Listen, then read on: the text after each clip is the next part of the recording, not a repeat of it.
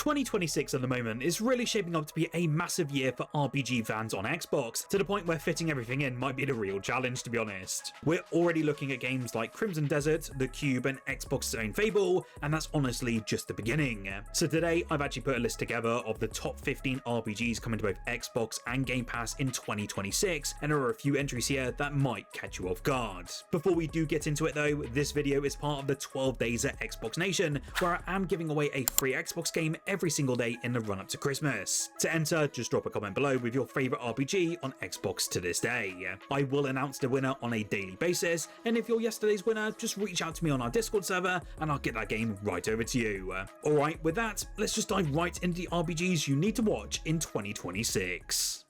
After years of waiting, Crimson Desert finally feels within our grasp. Its long development cycle has raised plenty of questions amongst the community, but the recent release date reveal during September's State of Play showcase made one thing clear: the game is very real, and it's almost here. Built in Unreal Engine 5, the world looks utterly huge and remarkably detailed, and it's the kind of place you imagine getting lost in for hours without it feeling repetitive. What really interested me about this one though is how it borrows ideas from games like Elden Ring and Breath of the Wild without actually copying them outright. Those influences are more on the subtle scale, sort of shaping exploration and combat rather than redefining the entire experience. The ambition really looks to pay off though, and the systems come together as planned, and Crimson Desert could easily end up being one of the most talked about RPGs of 2026, and I do potentially think it's going to be a genuine Game of the Year contender. I have to say, I don't think anyone had this on their bingo card for 2025. Capcom quietly pulled the curtain back on Monster Hunter Stories 3 Twisted Reflection, and suddenly the series is alive again. After years of silence, the turn-based Monster Hunter spin-off is finally returning, and this time all of us Xbox players are included at launch day one in 2026. Instead of a simple monster taming adventure though, the story centers on a world being consumed by a strange crystal phenomenon, with you actually standing at the center as the last Ravalos rider and heir to Azuria. The art style looks absolutely sharper here than the original two, the tone feels way heavier as well, and my expectations for this one are already climbing across the roof. With the first two stories titles finally finding success on Xbox pretty recently, this reveal feels less like a sequel and more like a comeback for this cracking JRPG franchise. Now let's take this step back a bit and let's rewind 2 decades ago. Before modern RPGs held your hand, Gothic actually threw you into a world where it didn't care if you survived, it really was that difficult. Now that experience is finally being rebuilt for a new generation with the Gothic 1 remake, and it's still currently planned for a 2026 release even though it was slightly delayed. In this one, to give you a sense of what's going on, essentially a magical disaster has sealed criminals inside a hostile land, and then power quickly shifts to those that are ruthless enough to take it. This remake isn't just a visual upgrade either, they're looking to actually redesign the entire combat systems, the open world is way more expanded than before, and there's also systems that have been modernized to remove the frustration while keeping the danger intact. Familiar locations that will return though, especially if you did play the first game, but with far more detail, and every quest has been revisited to actually make it better for a modern day audience. For longtime fans like me, it really is a second chance for this to just actually blow up, especially within the RPG community, and for newcomers it might be one of the most unforgiving RPGs you'll ever play, but it will definitely become one of your favourites in a long time.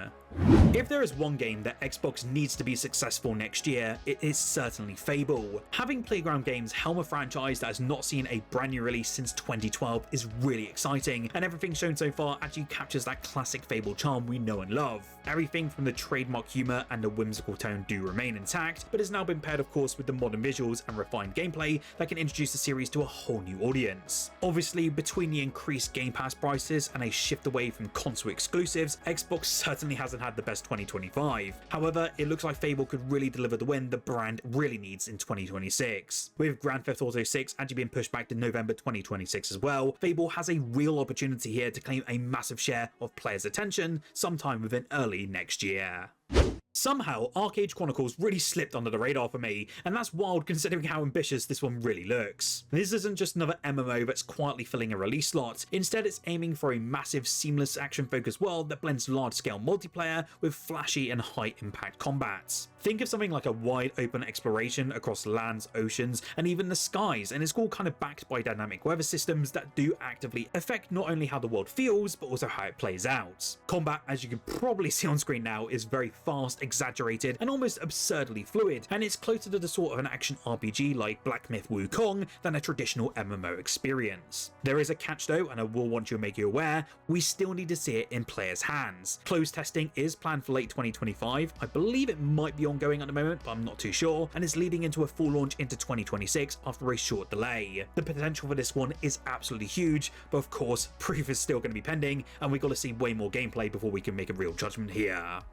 Code Vein 2 feels like such a natural step rather than a simple sequel. The original game left me with so many unanswered questions about its world, and this follow-up looks ready to explore those ideas in way more depth. Of course, the original Code Vein was a very niche experience, and I really don't hear it being spoken about often, especially here on the channel, so I would be keen to hear if you've already played the first game, but it really was a cult favourite. In this one though, you will be returning to that sort of bleak, fractured setting where combat revolves around draining enemy blood to essentially unlock and enhance your abilities, and it really encourages a more deliberate and tactical approach to different fights. The build variety also looks like a major focus for the team this time though, with early previews showing a very deep character creator alongside flexible progression that lets you reshape your Revenant as you go. Between of course the distinct visual style and across the expanded customization and lore heavy setting, Code Vein 2 is shaping up to be an early highlight of 2026 and a strong opener for next year, which I'm really looking forward to.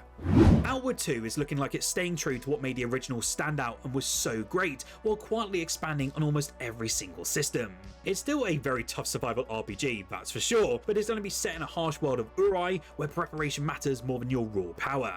So stuff like simple decisions, like what you pack or when you rest, can completely change how a journey plays out. You have to tackle stuff like hunger, fatigue, and also the environment are constant pressures, and combat continues to reward your patience and positioning over simple button mashing. The sequel is looking to add way more regions for us to explore, more flexible crafting, and also improved co-op, and it also makes that travel together feel way more meaningful. From what I've seen so far from early gameplay, NPC interactions also appear to be way more reactive, which is great, and it sort of helps that world feel less static like the original. If you did enjoy the first game though, or you want a slower and more deliberate RPG, then Outward 2 is certainly one to keep your eye on for 2026.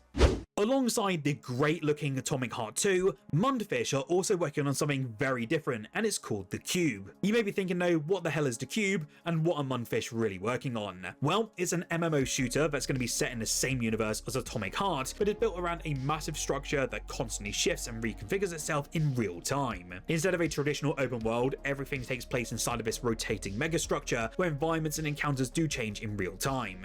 Visually, it carries the same sort of striking style that this studio is known for, with oversized enemies and chaotic combat. The idea here is just clearly ambitious, but it's still hard to judge how it will feel long term though without seeing the gameplay loop in action, as we've only seen some CGI trailers here and there. If Mundfish can somehow balance the spectacle of their original game but with the solid progression and replayability of an MMO, it could really be something truly special on our hands. For now though, it is expected to land sometime in late 2026, and I just hope we get to see more sometime soon.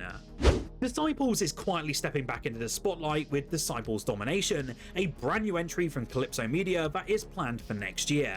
This one though is going to be set 15 years after Liberation, and this game actually moves the series forward without abandoning what longtime fans enjoy. I highly recommend you check out the first one, as is bloody brilliant. Combat though will remain turn-based, which is really great to see, so they're not going for a more sort of action-orientated experience, but it's still going to be refined with a quicker pace, a grid-based battlefield, and more emphasis on positioning, faction traits, and unit synergy. Between battles, you'll be able to explore the world of Navendar in real time, and that'll be uncovering lore, side stories, and threats that aren't always obvious at first glance. You'll lead squads drawn from 5 different factions, including a return of the Mountain Clans. It feels like a careful evolution rather than a full reinvention, which I'm kind of glad to see, which is probably the right move especially for this franchise. If you enjoy more tactical RPGs with a darker tone, then this one's definitely worth keeping on your radar. I have to say, I do see it here a lot on the channel, and there's a ton of hype surrounding Blood of Dawnwalker, and that's all thanks to its creative team that's at the helm here. It's actually run by one of the directors of The Witcher 3 Wild Hunt, and he's leading the project, which makes it definitely worth watching for this year.